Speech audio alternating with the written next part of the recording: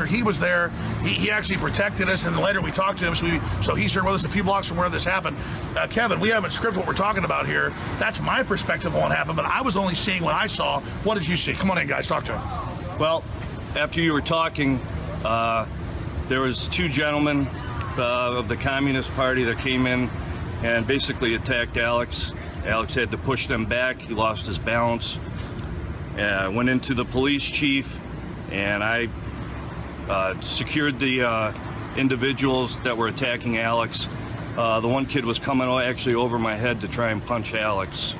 And so we had, at that point, it was a real safety issue, and we had to scoot out of there real fast because it was getting extremely volatile and dangerous. So. What is it like for you to see this? I mean, I've never seen anything like this. I didn't expect this. Well, I mean, it's sad. It's very sad to watch, you know, the fabric of our values and our Constitution, and you know, these kids that have the free speech, it's there because we're Americans. People paid for it. Exactly, and you know, when you're hearing kids saying, you know, we hate the country, they're stepping on our flag, you know, as a true American and a patriot, it hurts your heart to watch that.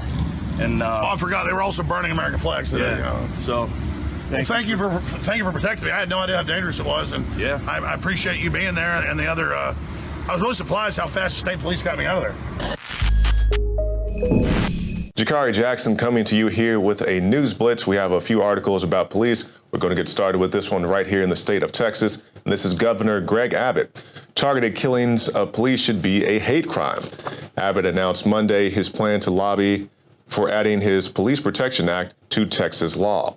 Along with extending hate crime protections to law enforcement, the measure would increase criminal penalties for any crimes in which the victim is a law enforcement officer. Now, I can understand why Abbott wants this, and I can also see potential problems with it. First, let's talk about why he wants this. Just in my short time here in the state of Texas, and even during Abbott's administration, there have been some many high-profile attacks on police officers. Of course, we know the ones that happened in Dallas, not just the most recent one, but also there's one a year or so before where the Dallas police station itself was attacked. A guy came in his, what the media referred to as his zombie apocalypse van, opened fire on the police station, also a car that's parked down the street. Myself and Joe Biggs, we covered that. We actually got to walk through the crime scene while the FBI was there still picking up shell casings, taking pictures and all the stuff. So with that in mind, I can understand that. Also right here in Austin, Texas, where Abbott is, where the Texas State House is, the Austin Police Department was attacked as well. Now, I believe that was over a holiday weekend, a Christmas weekend, Thanksgiving weekend, something to that effect, where another assailant went to the Austin Police Department, shot up the police department. He was dealt with later, but regardless, the shooting happened. And it took the police a good while to fix those windows that were busted out, because I just remember driving down 35. That's where the police station is, just right off 35. And for months and months, the windows were shot out at the police station as a steady reminder that it had been attacked. So I can understand why Abbott wants this, and I'm sure he has many police officers who will back him up on that. And I'm not saying it's a bad thing, but my concern is that it may overextend. Once again, this is legislation that hasn't been written, so I'm just afraid that it may be a little too all-consuming.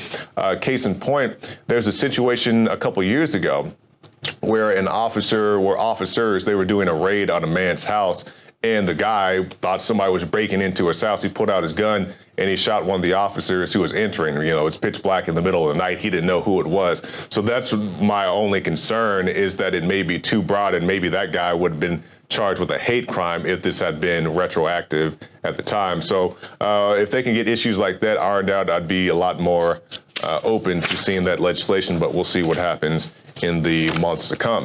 Now, let's talk about a different place now. A sheriff is urging civilian staff to carry weapons to work, and this is something that's going on in Ohio. And he says, hey, if you have a license to carry, go ahead and bring your pistol to work. In a memo sent to employees last week, Butler County Sheriff Richard Jones urged civilian employees and volunteers to carry their weapons at the sheriff's office while operating any department vehicle, because when you consider the high-profile slayings of police officers, whether it's recently in Baton Rouge or a couple years ago in New York, where you had people who were sitting in their cars and they were approached from behind and had somebody shoot at them. It's a very scary situation, especially when you have your civilian staff. Well, really all officers are civilian staff, but the guys who don't normally carry a pistol on their hip, you want them to be armed as well, because they could be driving a department vehicle out, whatever they're doing, pumping their gas and get shot in the back of the head. So he at least wants his officers or his civilian staff to have a means to protect themselves. Now, briefly, we're going to touch on some international news and talk about an axe attack that happened in Germany, and several people were injured on a train by a suspect. So basically, this was an assailant. He was armed with a knife and an axe, and he was identified as a 17-year-old Afghan man living in Bavaria. And in the initial incident, the train's emergency brakes were deployed and the attacker fled into a nearby town. The teen was aggressive and tried to attack cops with the axe before they opened fire and killed him. And the point I want to think about with this is you have a guy who's armed with the axe, he's armed with a knife, people call the cops show up with, a gun, and they shoot the guy.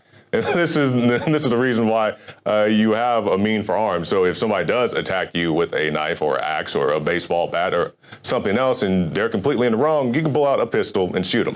So that's my thing with that. Of course, it's Germany, so it's not so much a Second Amendment issue, but just a armed person issue in general. And also talking about the attacker, they say, though a pro-ISIS group had claimed responsibility, they say that he's not officially linked to any terror group. So it's like many things. People may claim responsibility for it, or they may be happy that it happened, but it doesn't mean that the person is necessarily in cahoots with that organization. So that's it for right now. More reports on INFOWARS.com. Recently, CNN's Don Lemon sparred with constitutional champion Sheriff Clark over the exploding war on police. Let me ask you this. Do we know that generally the American law enforcement officers are racist? Do we know this? First of all, this whole anti-police rhetoric is based on a lie. There is no data, and you know this, that law enforcement officers treat black males different than white males in policing in these urban centers. There is data that supports. There is not data.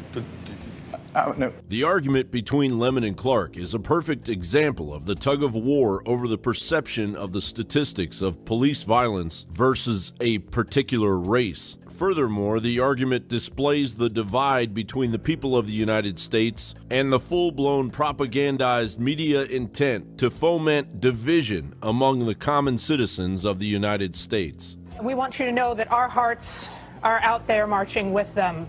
Here at CNN, a panel of commentators moved by the protests put their own hands up after the grand jury decision. And that intent is becoming more and more apparent. Comedian and actor Kevin Hart recently pleaded with other celebrities to speak out on his Instagram. Hart wrote, "I'm asking that my other fellow celebrity friends, entertainers, producers, writers, directors, athletes, all take a day out of your schedule to simply talk and try to come up with a solution. I don't want to see a war in any way, shape, or form. I want to see change. I want to see the justice system change. I want to see people walk the streets without fear. The changes have to come from the top. We can do better, people. Don't let the media force a race war." Rapper Joey Badass echoed Hart's logic when he wrote, "What the government is doing amongst our people is downright disturbing, but not surprising. With all of the conflict and propaganda, I believe they are simply trying to start a civil war within the USA amongst black and white. They're simply pushing us to our limit so that we can all get together and rebel so that it makes it easier for them to kill us,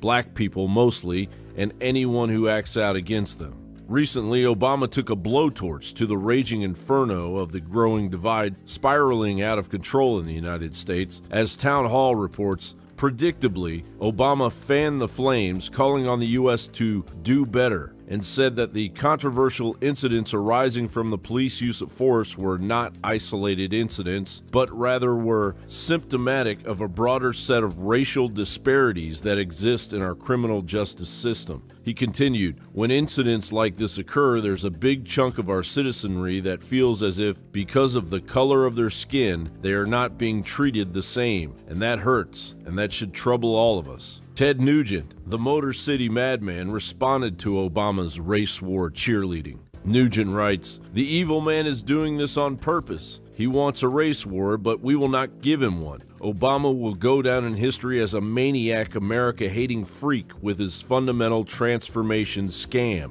And if you still think only black people are being shot by police, well..." But when police kill, should they judge themselves? A police officer had taken a gun, put it right to his temple, and fired a fatal shot in the backyard here in front of his mother and his sister. He was grabbing Michael by the neck, and he grabbed him by the shoulder, and within a couple seconds, they took him off camera. Police and county investigations declared the shooting justified. Within 2 days, before the crime lab report, before the autopsy was complete, they had cleared themselves of any wrongdoing. This is video taken by a passerby.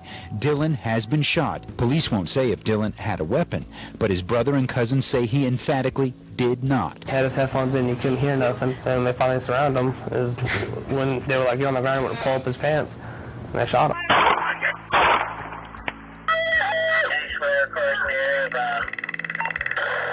Arms out to the side. I don't have a weapon. Hey, get your get your hands behind your back. You're under arrest. You can't do that. Get your hands behind your back. Hey, officer, what are you doing? Get your hands behind your back. You're under. Officer. Ow! He was lying in bed. He wasn't reaching for a weapon. 2 people barged into his room, and 10 seconds later were unloading 16 bullets into his body. The shooters were Department of Corrections officer Chris Rongan and King County Deputy Aaron Thompson. They'd arrested a parole violator at this Auburn house, but surprised Theo Harris in bed, shooting him when they mistakenly thought he was reaching for a gun. Get your hands out! Get him out! Yeah, there's a race war, all right. A war on the human race by random trigger-happy police that our justice systems rarely prosecute. But it still doesn't mean all police are capable of committing the same heinous criminal acts. You want to solve this? Take a unified stance against the justice system. More murderous cops in jail means more accountability. Meanwhile, the last remaining officer, Lieutenant Brian Rice, on trial for the death of Freddie Gray after not securing Gray's seatbelt, walks. Wouldn't it serve the establishment's race war agenda to have those police responsible for Freddie Gray's death to go free? Cannon fodder for a race war hyped by the globalist mouthpieces over at the mainstream media? Perhaps maybe we should all just repeat what the globalists have been whispering among themselves for decades in order to sober up and face the truth. The seeping soft war on humanity we are all faced with, waged by corporatized eugenics programs, expresses the elitist sentiment that no lives matter, except for those of the elite, because full-scale eugenics programs are all around you, utilizing a monopolized handful of media conglomerates to generate fear and disinformation, all for the sake of pitting us all against each other. No lives matter. Think about it, George Soros-backed Black Lives Matter protesters, while you block traffic, putting your life and everyone else's in jeopardy. John Bound for INFOWARS.com.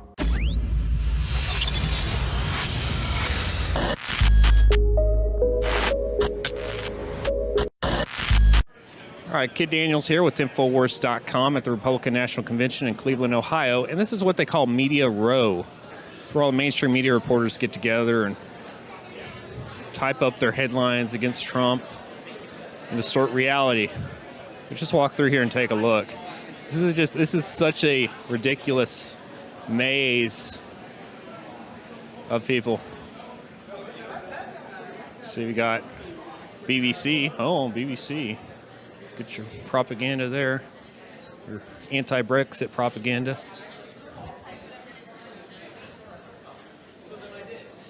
See, yeah, selfie sticks are getting very popular in media. The Daily Signal, oh, they're actually not bad. They actually broke a lot of good stories. I think they had this Cheryl Atkinson stories about the media manipulation. So they're good. So you got a reporter right there about to go in there, getting his makeup.